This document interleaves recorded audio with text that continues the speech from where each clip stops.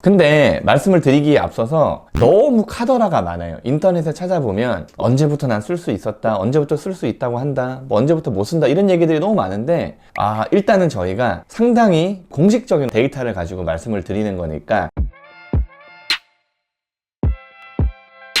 안녕하세요, 김인상 변호사입니다. 날씨가 엄청 추워졌어요. 건강을 조심하시고, 오늘 드릴 말씀은 정말 질문이 많은 거고, 이거에 대한 명확한 답을 해주는 사람도 아무도 없고, 그래서 준비를 해봤어요. 회생이나 파산을 했을 때 신용카드를 언제부터 쓸 수 있는지, 그걸 되게 궁금해 하시는데 웬만하면 쓰지 않으시는 게 좋죠. 그렇지만 언제부터 쓸 수 있는지 그거에 관련돼서 제가 한번 영상을 한번 마련해 봤습니다.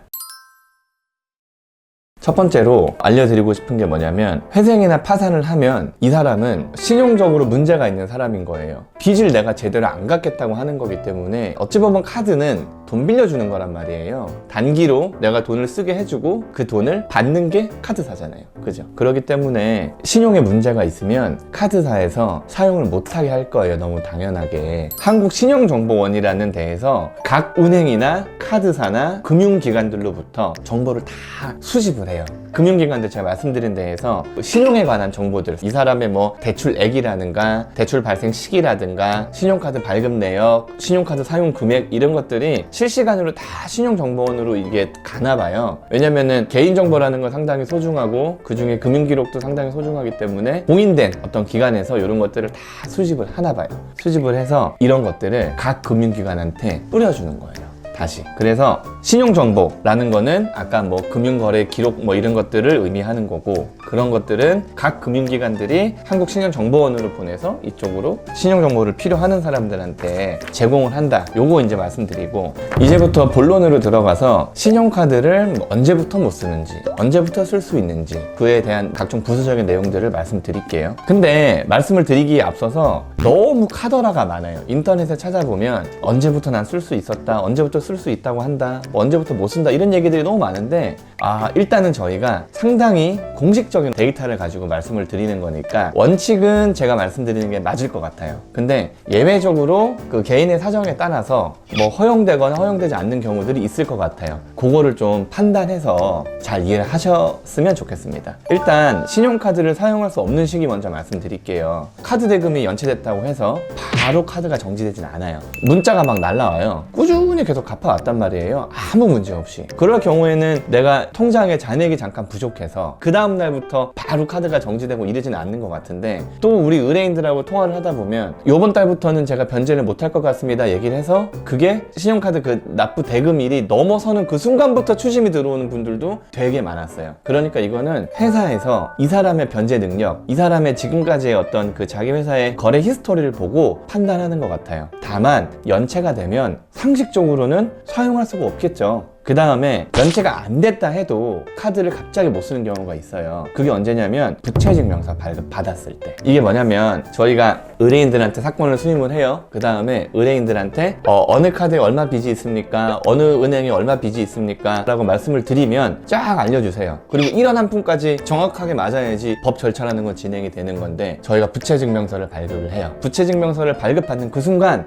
얘는 문제가 있구나 라고 금융기관에서는 판단을 하겠죠. 그렇게 되면 한국신용정보원에 부채증명서를 발급받은 내용이 공유되면서, 그 공유된 내용을 각 은행들이, 금융기관들이 확인함과 즉시에 신용에 문제가 생겼다는 걸 확인을 하고 바로 신용카드를 사용할 수 없게 된다고 합니다. 신용카드는 이때부터 쓰지 못한다고 말씀드렸어요. 그러면 제일 중요한 거, 개인 회생 후 아니면 개인 파산 뒤에 신용카드를 발급받을 수 있는 시기, 새롭게 내가 신용카드를 사용할 수 있는 시기는 언제냐, 이거에 대해서 여러 글들이 있어요. 여러 글들이 있는데, 저도 솔직히 우리 의뢰인들이 저한테 물어보면 채무를 잘 갚으시면 제가 듣기로는 한 2년, 3년 안으로는 신용카드를 사용할 수 있다라고 제가 들었습니다. 그렇게 말씀을 드려요. 왜냐면 면책이 되거나 꾸준히 변제하셨을 때 한 2년 정도 지나면은 신용등급이 아마 어느 정도 올라가 있을 거예요. 왜? 그때부터는 연체자로 분류되지는 않을 것 같거든요. 물론 이제 연체 기록은 남아 있겠지만 어느 정도 신용도가 올라가지 않을까? 일단 원칙은 그게 아니에요. 제가 읽어드릴게요. 요거는 서울회생 개인행정법원 실무준칙입니다. 법원은 채무자에 대한 면책 결정이 확정되면 이를 한국신용정보원 거기에 즉시 통보를 한대요. 통보를 하고 변제계획 인가 결정 시에 등록된 채무자의 특수기록 정보 등 신용거래 정보가 해지될 수 있도록 하여야 한다, 이렇게 얘기를 했어요. 이게 뭐냐면은 쉽게 얘기하면 이거예요. 인가 결정이 난 때도 신용정보원에 통지를 해주고, 그 다음에 다 갚고 면책 결정이 났을 때도 신용정보원에 통지를 해주는 거예요.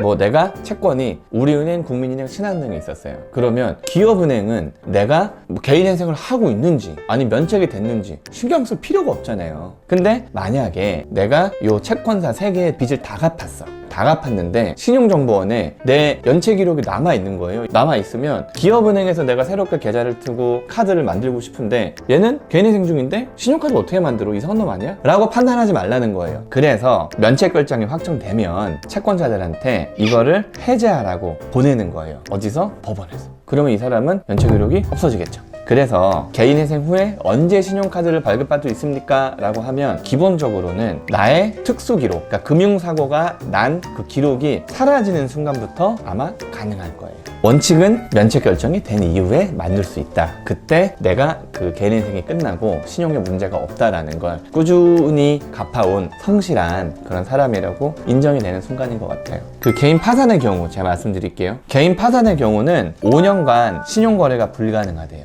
개인 파산 선고랑 면책이랑은 다른 거예요. 물론 실무적으로 파산 선고 신청이랑 면책 결정 신청을 같이 넣긴 해요. 통상적으로 파산이 먼저 나고 그 다음에 파산관제인님이 세무를 다 처리한 다음에 면책 결정이 난단 말이에요. 근데 보니까 파산 면책을 받고 나서 면책되었다라는 기록이 한국신용정보원에 5년간 있대요. 5년간. 그럼 누가 봐도 솔직히 회생해서 열심히 갚아가지고 면책된 사람이랑 나 10원도 못 갚을 테니까 내 재산 다 갖고 가고 면책시켜주세요 하는 사람이랑 다르잖아요. 그렇기 때문에 5년간 이 파산 기록이 남아있기 때문에 아마 만들 수 없을 거다. 그게 욕심인 것 같아요. 요거를 만든다는 건. 내가 연체 정보도 없어. 회생도 안 했어. 파산도 안 했어. 그래도 안 만들어주는 경우가 허다해요. 왜?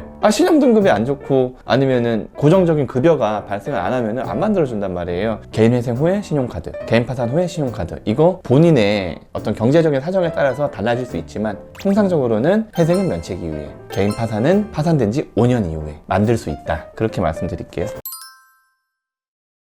신용카드를 발급하기 위해서 회생이나 파산 신청하신 분들이 준비해야 될 점에 대해서 지금 알려드릴게요. 아까 말씀드린 거랑 비슷해요. 신용등급이랑 급여랑 이런 거 관리 잘 하셔야 돼요. 회생이나 파산에 아무 상관없이 직장이 없고 신용등급이 낮으면 카드 발급 거절 당할 거란 말이에요. 그렇기 때문에 회생, 파산하신 분들도 직장을 만드셔서 소득을 발생시키셔야 되는 거고, 그 다음에 지속적으로 금융거래를 깔끔하게 문제없이 하셔서 점점 신용등급을 높이셔야 되는 거예요. 그리고 연체정보나 이런 것들을 아까 한국신용정보원 거기서 관리한다 그랬잖아요. 근데 한국신용정보원에 정보를 올크레딧, 그 다음에 나이스 지킴이 뭐 하여튼 뭐 그런 데서 자기들이 참고해서 그거를 이제 대부업체라든가 금융기관이라든가 이런 데 공유를 하는 것 같아요. 면책 결정 이후에도 연체 기록이 남아있는지 확인을 한번 해보세요. 확인은 그때 여기 동영상 링크 걸어드릴게요. 옛날에 좀 말씀드린 적이 있어요. 확인 한번 해보시고 아직도 내 연체 기록이 남아있다면 말씀을 해주시라는 거예요. 삭제 요청을 하시면 된대요. 삭제 요청을 하시면 연체 기록이 싹 없어지겠죠.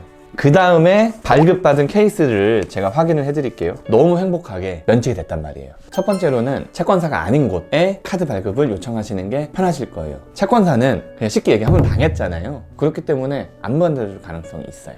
근데 채권사가 아닌 카드사들은 회생이나 이런 연체 정보 기록들을 조회해보면 안 나올 거잖아요. 그러니까 만들어줄 가능성이 있겠죠. 그래가지고 만들어서 그 한 분들을 보면 한도가 500 정도 나왔다. 그리고 10분 만에 앱을 통해서 발급을 했다. 이러신 분들이 있어요. 그 다음에 그 신청 접수, 그 다음에 결과에 연락 없이 그냥 아무 연락도 안 오더라. 그냥 뭐 까인 거죠. 쉽게 얘기하면 까인 거죠. 그 다음에 또 어딘가는 전화 와서 재직증명 뭐 제출해달라, 재직 확인해달라 한 다음에 한도 1,000만 원 이렇게 나왔다. 이런 분들도 있어요. 사고사에서도 나온 경우도 있고 안 나온 경우도 있고, 비사고사는 다 나왔다고 하더라고요. 이게 언제냐? 면책 이후에. 꼭 필요하시면 이런 방식으로 만들 수 있다 말씀드렸고, 웬만하면 만들지 마시고 열심히, 힘들겠지만 열심히 빚 갚으시고 그 다음에 짠 하면서 내 모든 급여를 사용할 수 있는 그 날이 오면 그때 카드 만드세요. 아시겠죠? 감사합니다.